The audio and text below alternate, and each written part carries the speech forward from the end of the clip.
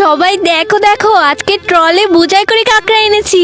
আরে তুই এগুলো কি এনেছিস? এখনই তো কামড় দিবে, যা শিগগিরই ফেলে দিয়া। আরে ভাইয়া, তুমি জানো না এগুলো খেলে মাথায় বুদ্ধি বাড়ে। আরে আমি তোকে ফেলে দিয়ে আসতে বলেছি, যা। তুমি চুপ থাকো। কি বললি তুই?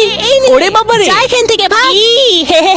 আরে মিনা, তুই এগুলো অনেক দূর থেকে এনেছিস, চল এটা রান্না করে দিব। হ্যাঁ। এই ওই বলো। হইয়া যা এখান থেকে। ওরে বাবারে, দাঁড়াও, তোমাদেরকে দেখে নিবো আমি। আরে দাঁড়া, তুই তোকে মজা দেখাচ্ছি। আরে মিনা, চল চল, আজকে এটা অনেক দারুণ ভাবে রান্না করব। হ্যাঁ মা, এগুলো দূর থেকে আনতে অনেক বেশি কষ্ট হয়ে গেছে। চিন্তা করিস না মিনা, এত সুন্দর করে রান্না করব, তুই চেটে পুচে খেয়ে নিবি। চল চল তাড়াতাড়ি চল। আমিও দেখি তোমরা এগুলো কিভাবে রান্না করো। এই তো, এবার এগুলো পানি দিয়ে ভালোভাবে ধুয়ে নিতে হবে। এবার এটার ভিতর অনেক সুন্দর সুন্দর সবজি দিয়ে দেব। এবার সব থেকে সুস্বাদু মশলাগুলো ভালোভাবে দিয়ে সুন্দরভাবে মাখিয়ে নেব। এবার এটার ভিতর একটা স্পেশাল পানি দিয়ে দেবো, তাহলে এটা খেতে অনেক বেশি মজা লাগবে। এই তো তেল দিয়ে সুন্দরভাবে ভাজা করতে শুরু করে দিই। এবার একটু মশলা দিয়ে ভাজা কাঁকড়াগুলো এর ভিতরে দিয়ে দিই। এই তো রান্না হতে শুরু করেছে। আরে ওয়াও, কত সুন্দর ঘ্রাণ বের হচ্ছে। তার আগে তুমি যদি শয়তানকে ঘৃণা করো আর তোমার মাকে মন থেকে ভালোবেসে থাকো, তাহলে ভিডিওটিকে একটি লাইক করে চ্যানেলটিকে সাবস্ক্রাইব করে দাও আর কমেন্ট বক্সে এই ইমোজিটা কমেন্ট করো। এই তো রান্না হয়ে গিয়েছে, মেয়েরা তাড়াতাড়ি এসে খেয়ে যাও। আরে ওয়াও, এখন একটু খেয়ে দেখি।